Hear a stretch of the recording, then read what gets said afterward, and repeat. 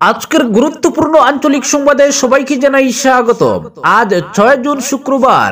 আজকের সকালের বিশেষ বিশেষ খবর হলো, ছেলে মেয়ের জন্য খাবার আনতে গিয়ে আর বাড়ি ফেরা হলো না। পাতারকান্দির বিলবাড়িতে বন্যার জলে প্রাণ হারালো যুবক, অবশেষে মরদেহ উদ্ধার। আজ হাইলাকান্দি শ্রীভূমিতে মুখ্যমন্ত্রী। কংগ্রেসের সময় লুটপাট হতো বন্যার ত্রাণ, জানেন রাজ্যের মানুষ, বললেন মন্ত্রী কৌশিক। কর্তব্যে গাফিলতি, এক শিক্ষককে সাসপেন্ডের নির্দেশ। বন্যার সময় রাজনীতি করতে এসেছেন গৌরব, তার পিতার সময় কি ছিল বরাক। জওহর নবোদয় বিদ্যালয়ে 6ষ্ঠ শ্রেণীতে ভর্তি প্রক্রিয়া শুরু। আজ থেকে খুলছে বিশ্ববিদ্যালয়, শুধু প্র্যাকটিক্যাল পরীক্ষা গ্রহণের অনুমতি। বন্যার্তরা সরকারি সাহায্য পাবেন, আশ্বাস বিধায়কের। রবিবার হাইলাকান্দির এসএস কলেজের চতুর্দিকে নিষেধাজ্ঞা। এবং সর্বশেষ খবরটি হলো, বিপর্যস্ত হাইলাকান্দির জনজীবন, দলেশ্বরী কাটাখালের জল কমলেও কাটেনি দুর্ভোগ। এবারে শুনুন বিস্তারিত খবর। বন্যার স্রোতে নিঃশেষ এক পরিবার, অবশেষে 4 দিন পর পাতারকান্দিতে দিনমজুরের লাশ উদ্ধার হলো। বৃহস্পতিবার সকালে উত্তর বিলবাড়ি গ্রামে বাড়ির পাশের জলমগ্ন এলাকা থেকে প্রশাসনের তৎপরতায় এসডিআরএফ বাহিনী উদ্ধার করে 32 বছর বয়সী আব্দুল হক ওরফে মিলনের মরদেহ। পারিবারিক সূত্রে জানা গেছে, গত রবিবার সকালে পাতারকান্দি স্লুইস গেট সংলগ্ন এলাকায় লঙ্গাই নদী বাঁধ ভেঙে যায়, তাতে বিলবাড়ি সহ আশেপাশের বিস্তীর্ণ অঞ্চল প্লাবিত হয়। বাঁধের একেবারে কাছেই ছিল আব্দুল হকের বসত বাড়ি। ভয়াবহ ভাঙ্গনের পর কোনো মতে সন্তানদের জন্য খাদ্য সামগ্রী আনতে বাড়ি থেকে বের হন তিনি, কিন্তু দুর্ভাগ্যবশত ফেরার পথে বন্যার তীব্র স্রোতে তিনি নিখোঁজ হয়ে যান। টানা 4 দিন খোঁজাখুঁজির পর বৃহস্পতিবার সকালে তার ভেসে থাকা মরদেহ উদ্ধার করা হয়। পরে প্রশাসনের তরফে মরদেহ ময়নাতদন্তের জন্য পাঠানো হয়েছে করিমগঞ্জ সিভিল হাসপাতালে।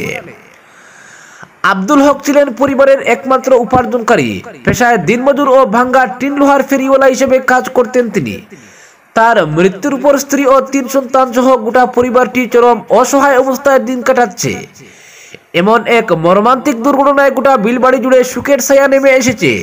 স্থানীয়রা মৃতের পরিবারকে সরকারি সাহায্য প্রদানের জন্য করিমগঞ্জের জেলা প্রশাসক ও পাতারকান্দির বিধায়ক তথা রাজ্যের কৃষিমন্ত্রী কৃষ্ণেন্দু পালের দৃষ্টি আকর্ষণ করেছেন। অপরদিকে জেলার বন্যা পরিস্থিতি সরেজমিনে প্রত্যক্ষ করতে আজ শ্রীভূমি আসছেন রাজ্যের মুখ্যমন্ত্রী ডক্টর হিমন্ত বিশ্ব শর্মা। মুখ্যমন্ত্রীকে কুম্ভগ্রামে স্বাগত জানাবেন 2 মন্ত্রী কৃষ্ণেন্দু পাল ও কৌশিক রায়। এছাড়াও দলীয় বিধায়ক ও কার্যকর্তারা উপস্থিত থাকবেন। সকালে কুম্ভগ্রাম থেকে সড়ক পথে পৌঁছাবেন হাইলাকান্দি জেলার কালীনগরে। তিনি কালীনগর হাসপাতাল বিল্ডিং এর ত্রাণ শিবির এবং 5 গ্রাম টাউন হাই স্কুলের ত্রাণ শিবির পরিদর্শন করে সেখান থেকে নৌকায় জল পেরিয়ে সড়ক পথে যাবেন শ্রীভূমি জেলার সর্বাধিক ক্ষতিগ্রস্ত পাতারকান্দির বন্যা পরিস্থিতি পরিদর্শনে। বন্যা পরিস্থিতি পরিদর্শন করে পাতারকান্দির তাপাতারপাড়া থেকে দুর্লভপুর পর্যন্ত ভাঙ্গন স্থল পরিদর্শন করবেন। এরপর দুপুর 1:40 দুর্লভপুর ভাঙ্গন স্থল থেকে সুপ্রাকান্দির ক্ষতিগ্রস্ত এলাকা পরিদর্শন করবেন। সুপ্রাকান্দির পল্লীমঙ্গল স্কুলের ত্রাণ শিবিরে আশ্রয় নেওয়াদের খোঁজ নেবেন তিনি। দুপুর 2:40 শ্রীভূমি শহরের রবীন্দ্র সদন মহিলা কলেজে এবং 2:55 সরকারি উচ্চতর মাধ্যমিক বিদ্যালয়ের ত্রাণ শিবির পরিদর্শন করবেন। এরপর সার্বিক বন্যা পরিস্থিতি নিয়ে জেলা প্রশাসন সহ বিভিন্ন বিভাগের আধিকারিকদের সঙ্গে পর্যালোচনা বৈঠক করবেন মুখ্যমন্ত্রী। ফেরার পথে ভাঙ্গায় ত্রাণ শিবির পরিদর্শন করবেন। অপরদিকে কংগ্রেসের সময় লুটপাট হতো বন্যার ত্রাণ, জানেন রাজ্যের মানুষ, বললেন মন্ত্রী কৌশিক। কর্তব্যে গাফিলতি, এক শিক্ষককে সাসপেন্ডের নির্দেশ। বন্যার সময় রাজনীতি করতে এসেছেন প্রদেশ কংগ্রেস সভাপতি গৌরব গগৈ, কিন্তু মানুষ জানেন তার পিতা মুখ্যমন্ত্রী থাকার সময় বরাকে কি হয়েছিল। কংগ্রেস জমানায় বন্যার ত্রাণ সামগ্রী পর্যন্ত লুটপাট করা হতো, কিন্তু এখন এমনটা হয় না। ত্রাণ বন্টন নিয়ে নেই কোনো অভিযোগ। বৃহস্পতিবার কাটিগড়ার বিভিন্ন ত্রাণ শিবির পরিদর্শন করার পর এমন মন্তব্য করেন রাজ্যের মন্ত্রী কৌশিক রায়। কর্তব্যে গাফিলতির জন্য ত্রাণ শিবিরের দায়িত্বে থাকা একজন প্রধান শিক্ষককে সাসপেন্ড করার নির্দেশও দেন। বন্যা পরিস্থিতি এবং বানবাসী মানুষের খোঁজ নিতে বৃহস্পতিবার কাটিগড়ার বিভিন্ন ত্রাণ শিবির পরিদর্শন করেন রাজ্যের মন্ত্রী কৌশিক রায়। শিয়ালটেকের সূর্যমণি নিম্ন প্রাথমিক বিদ্যালয়, Phulbari public high school, Siddipur LP school এবং সিদ্ধেশ্বর হায়ার সেকেন্ডারি স্কুল ত্রাণ শিবির পরিদর্শন করেন মন্ত্রী। প্রতিটি শিবিরে থাকা বানবাসী মানুষের সঙ্গে কথা বলে ত্রাণ সামগ্রী, ঔষধপত্র সহ প্রয়োজনীয় সুযোগ সুবিধা মিলছে কিনা তার খোঁজ নেন তিনি। পরিদর্শন শেষে সার্কেল অফিসের কনফারেন্স হলে বিভিন্ন বিভাগের আধিকারিকদের নিয়ে রিভিউ মিটিং করেন মন্ত্রী। এতে ত্রাণ সামগ্রী সহ বন্যাক্রান্ত এলাকায় পশু খাদ্য প্রদানের জন্য সংশ্লিষ্ট বিভাগের কর্মকর্তাদের নির্দেশ দেন মন্ত্রী। প্রাপ্ত খবর মতে এদিন ফুলবাড়ি পাবলিক হাই স্কুল ত্রাণ শিবির পরিদর্শনের সময় ওই শিবিরে থাকা একাংশ বানবাসী ত্রাণ সামগ্রী পাননি বলে মন্ত্রীর কাছে অভিযোগ করেন। সঙ্গে সঙ্গেই সংশ্লিষ্ট শিবিরের দায়িত্বে থাকা শিক্ষককে জবাবদিহি করেন মন্ত্রী, কিন্তু ওই শিক্ষক মন্ত্রীকে সঠিক জবাব দিতে না পারায় ক্ষুব্ধ হয়ে ওঠেন মন্ত্রী। সঙ্গে সঙ্গে দায়িত্বপ্রাপ্ত ওই শিক্ষককে সাসপেন্ড করতে সার্কেল অফিসারকে নির্দেশ দেন তিনি।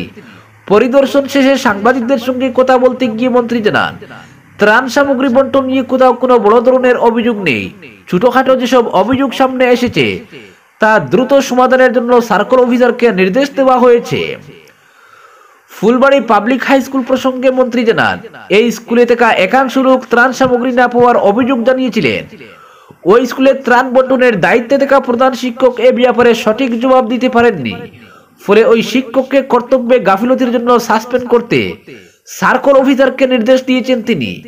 তার কথায় ত্রাণ সামগ্রী কম দেওয়া হয়েছে কিংবা বেশি দেওয়া হয়েছে তা অপরাধ নয়, কিন্তু সঠিক তথ্য জানাতে না পারাটা মারাত্মক ব্যাপার। ফলে তার বিরুদ্ধে ব্যবস্থা গ্রহণ করতে বলেছেন তিনি। প্রদেশ কংগ্রেস সভাপতি সাংসদ গৌরব গগৈ প্রসঙ্গে মন্ত্রী বলেন, বন্যার সময় রাজনীতি করতে এসেছেন তিনি, কিন্তু বিজেপি মানুষের এই দুর্যোগের সময় রাজনীতি করতে চায় না। তার পিতা মুখ্যমন্ত্রী থাকার সময় বরাকের কি হয়েছিল তা এখানকার মানুষের ভালোই জানা আছে। কংগ্রেসের সময় বানবাসী মানুষের ত্রাণ সামগ্রী লুটপাট করা হতো, কিন্তু এখন ত্রাণ নিয়ে মানুষের কোনো অভিযোগই নেই। সবকিছু সুন্দর সুষ্ঠুভাবে চলছে। ত্রাণ সামগ্রী, ঔষধপত্র সব সুবিধা শিবিরে থাকা লোকজন পাচ্ছেন। অঙ্গনওয়াড়ি কর্মী সহায়িকাদের মাধ্যমে শিশুদের প্রয়োজনীয় যত্ন নেওয়া হচ্ছে। ফলে বানবাসী মানুষের মধ্যে কোনো অভিযোগ নেই। মন্ত্রীর সঙ্গে অন্যান্যদের মধ্যে উপস্থিত ছিলেন জেলা বিজেপির সহসভাপতি বিপ্লব কান্তি পাল, কাটিগড়া লক্ষ্মীপুর জেলা পরিষদ সদস্য প্রমীলা বৈষ্ণব, কাটিগড়া কালাইন মন্ডল বিজেপির সভাপতি ক্রমে বিশালাক্ষ দেব, নিত্যগোপাল দাস, প্রাক্তন জেলা পরিষদ সদস্য অসীম দত্ত, স্বপন দেব প্রমুখ ছিলেন। Circle officer doctor Robert Tuller, DDM এর ফিল্ড অফিসার বিশাল চক্রবর্তী প্রমুখ। অপরদিকে জওহর নবোদয় বিদ্যালয়ে 2026-27 শিক্ষাবর্ষে ষষ্ঠ শ্রেণীতে ভর্তির জন্য অনলাইনে আবেদন গ্রহণ শুরু হয়েছে। বরাক উপত্যকার কাচাল, করিমগঞ্জ ও হাইলাকান্দি জেলার ছাত্রছাত্রীদের জন্য এই সুযোগ উন্মুক্ত করা হয়েছে। ভর্তির আবেদনপত্র জমা দেওয়ার শেষ তারিখ আগামী 29 জুলাই। প্রবেশিকা পরীক্ষা অনুষ্ঠিত হবে আগামী 13 ডিসেম্বর শনিবার সকাল 11:30। উল্লেখ্য, জওহর নবোদয় বিদ্যালয় হচ্ছে কেন্দ্রীয় শিক্ষা মন্ত্রকের অধীনস্থ একটি সম্পূর্ণ আবাসিক বিদ্যালয়, যেখানে ছেলে ও মেয়েদের জন্য পৃথক হোস্টেলের সুব্যবস্থা রয়েছে। বিদ্যালয়ে অধ্যয়নরত সকল শিক্ষার্থীদের জন্য শিক্ষা, খাবার, ইউনিফর্ম ও দৈনন্দিন ব্যবহারযোগ্য সামগ্রী সম্পূর্ণ বিনামূল্যে প্রদান করা হয়। আবেদন করার জন্য প্রার্থীদের একটি ছবি, আধার কার্ড এবং প্রার্থী ও অভিভাবকের স্বাক্ষরের স্ক্যান কপি প্রয়োজন। ভর্তি হতে ইচ্ছুক প্রার্থীদের জন্ম তারিখ 1 মে 2014 থেকে 31 জুলাই 2016 মধ্যে হতে হবে। যোগ্য ও আগ্রহী ছাত্রছাত্রীরা নিজ নিজ জেলার নবোদয় বিদ্যালয়ে যোগাযোগ করতে পারেন অথবা অনলাইনে আবেদন করতে পারেন নির্ধারিত ওয়েবসাইটে।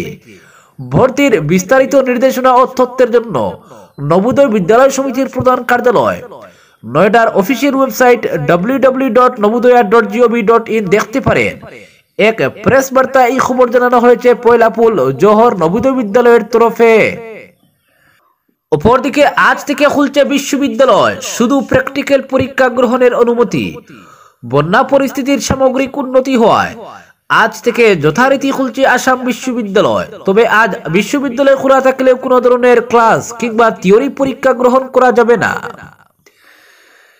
এক বিবৃতিতে বিশ্ববিদ্যালয়ের নিবন্ধক ডক্টর প্রদোষ কিরণনাথ এই খবর জানিয়ে বলেছেন, আজ শুধু প্র্যাকটিক্যাল পরীক্ষা ও পিএইচডির মৌখিক পরীক্ষা গ্রহণ করা যাবে।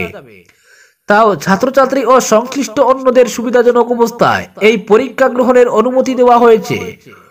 কোনো পরীক্ষার্থীকে প্র্যাকটিক্যাল পরীক্ষার জন্য বাধ্য করা যাবে না। যদি বর্তমান বন্যার কারণে কোনো পরীক্ষার্থী প্র্যাকটিক্যাল পরীক্ষায় অংশগ্রহণ করতে না পারেন, তাহলে সংশ্লিষ্ট বিভাগকে সেই সব পরীক্ষার্থীর জন্য বিকল্প ব্যবস্থা গ্রহণের জন্য বলা হয়েছে। উপাচার্যের অনুমোদন ক্রমে জেলা প্রশাসনের সঙ্গে আলোচনা করে এই সিদ্ধান্ত নেওয়া হয়েছে বলেও ওই বিবৃতিতে জানানো হয়েছে। এদিকে পরীক্ষা নিয়ন্ত্রক ডক্টর সুপ্রবীর দত্ত রায় পৃথক এক বিবৃতিতে জানিয়েছেন, বর্তমান বন্যা পরিস্থিতির কারণে বিভিন্ন কলেজে শরণার্থীরা আশ্রয় নেওয়ায় 6 জনের প্রস্তাবিত এলএলবি পরীক্ষা স্থগিত রাখা হয়েছে।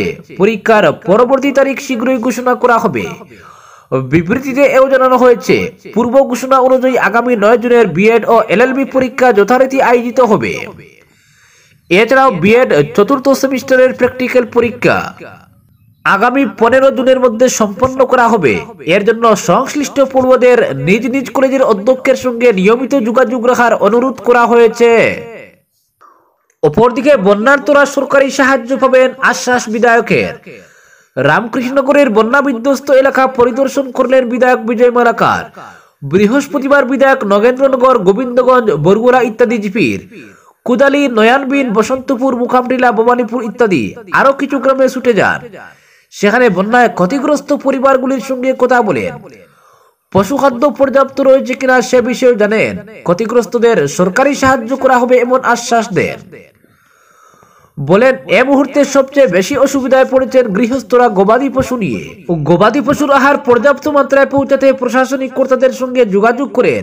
এছাড়া তাদের সঙ্গে আলাপচারিতায় বলেন, জল নেমে যাওয়ার পর গবাদি পশু নানা রোগে ভুগবে, তাই পশুধন যাতে ক্ষতিগ্রস্ত না হয় সেজন্য পশু চিকিৎসক পাঠাবেন তিনি।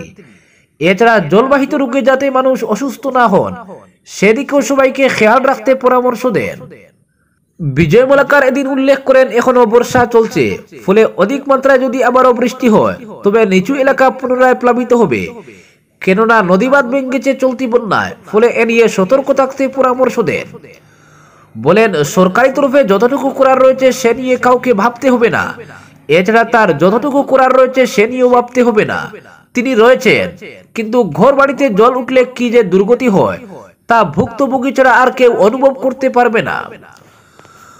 উল্লেখ করা জিপিগুলির ডিলিমিটেশনের আগে দক্ষিণ করিমগঞ্জ বিধানসভা এলাকা ছিল, এখন রামকৃষ্ণনগরে।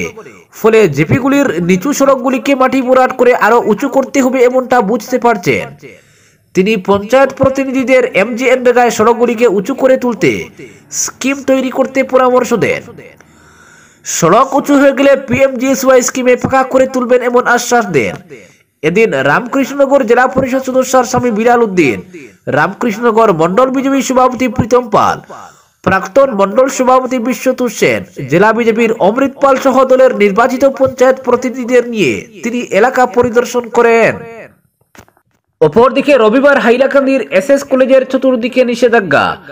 হাইলাকান্দির জেলা magistrate Assam public service commission পরিচালিত 2024 সালের প্রিলিমিনারি কম্বাইন্ড কম্পিটিটিভ পরীক্ষার হাইলাকান্দি জেলার পরীক্ষা কেন্দ্র এসএস কলেজের চতুর্দিকে আগামী রবিবার ভারতীয় নাগরিক সুরক্ষা সংহিতার অধীনে বেশ কিছু নিষেধাজ্ঞা জারি করেছেন। এর অধীনে আগামী 8 জুন পরীক্ষার দিন কলেজের সীমার চতুর্দিকের 100 মিটার বরাবর এলাকায় পরীক্ষার্থী, পুলিশ এবং পরীক্ষার কাজে নিয়োজিত কর্মকর্তা ছাড়া কেউ প্রবেশ করতে পারবেন না।